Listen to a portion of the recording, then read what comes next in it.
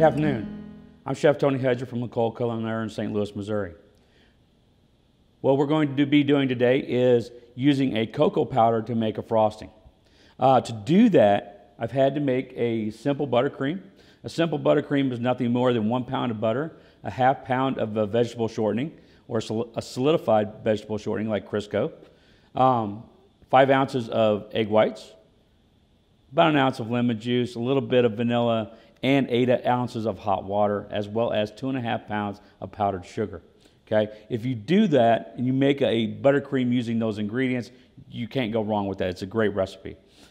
Today, we have that simple buttercream, but all we're going to do is add a cocoa powder to it. Now, because you're adding a powder into a liquid, you've got to be very diligent that you only add a little bit at a time. So you take it and mix it through. Take it, mix it through, make sure you scrape down good.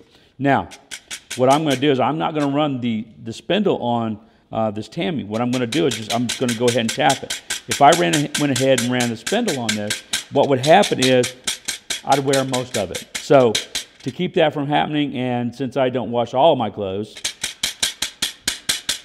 we'll take pity and just tap that and we got it all through. Okay, so you can add as much cocoa powder as you want to add. Just know that if you're using a dark cocoa powder like a Dutch cocoa powder, it's going to be a little bit sharper than a baking cocoa powder like Hershey's. Okay, I like to use the dark Dutch cocoa powder. It's a little bit drier than what Hershey's is and tastes a lot better. Okay, so we're going to lower this down.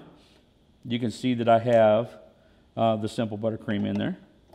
Okay, so what we're going to do is we're going to add just a small amount at a time. So what I've added is basically about an ounce. I want to make sure that I go very, very slow in mixing that. If I don't go slow, what's going to happen is I'm going to end up wearing most of that. And then we have the cloud again. Once it's mixed up pretty good, then I can flip it. Okay? Now, because I put a small amount in, here's what you're going to find. You're going to find that this is a weird color. Because we have a lot more buttercream than we do cocoa powder. Okay, no big deal. Kind of weird.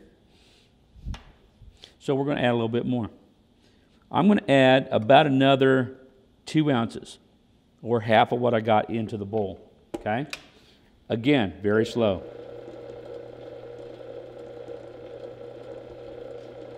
Now, if I wanted to add a little bit of water to this to help this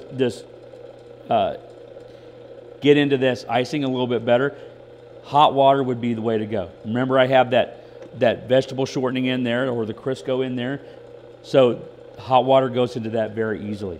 Okay, so now it's all in. We're going to whip it a little harder. Now we're getting the look of cocoa or chocolate. Okay.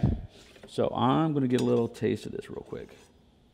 See? Better color, right? Pretty good. So I'm going to go ahead and add the other half of that. As I've said before, I like chocolate. So we're going to go slow. See that little bit of cloud come up? Because it's very, very fine. It's almost like powdered sugar. Very, very fine. So as soon as it starts movement, it's going to give off a cloud. Okay? Now we can start whipping.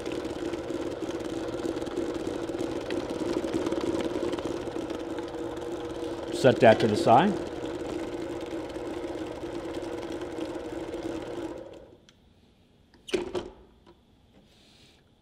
Dip that in there real quick, see what we got.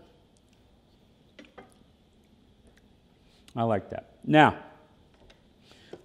final thing that we're going to do is we're going to make sure that everything is incorporated evenly. Tap that down.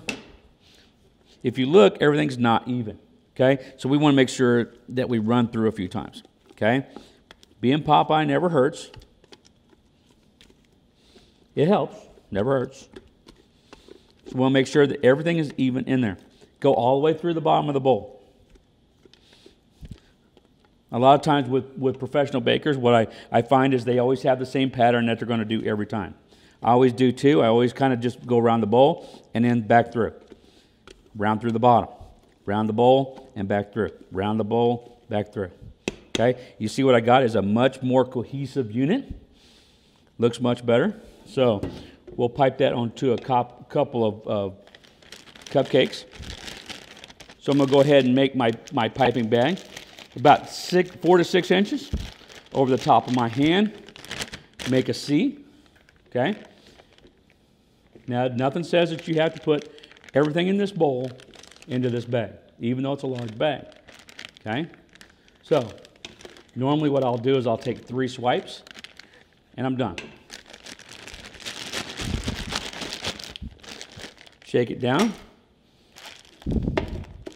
and scrape it with the back of my knife. That way you don't get any product coming out the top of the bag.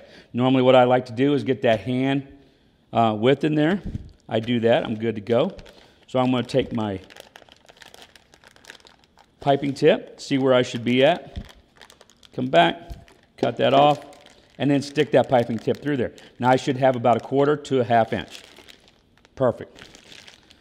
Grab it, twist it, push down. Run a test. If you don't run a test, what's going to happen, and I'm sure you've all had it happen to you, where you're piping on a cake or you're piping on a cupcake, and you kind of get that little burp in there. To keep that from happening, just run a little test. There you go. Okay? And then pipe to your heart's content. There we go. That has been adding cocoa powder to a frosting. My name is Tony Hedger from L'Ecole Culinaire in St. Louis, Missouri. Thank you.